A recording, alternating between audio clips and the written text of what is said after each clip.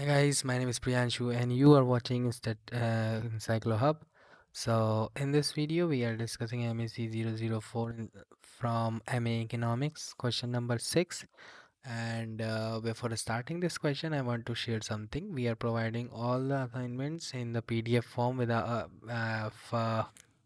your WhatsApp. So if you need answers of this assignment, so you can contact us, you can message us, you can call us without any hesitation. Now question number 6 is that what are the main prepositions of the real business cycle model? Describe the basic structure of the prototype real business cycle model. So this is basically depends on the real business cycle model.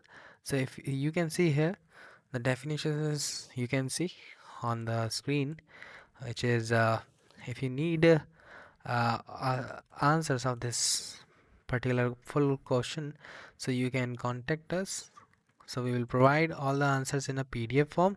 Thank you so much for watching this video.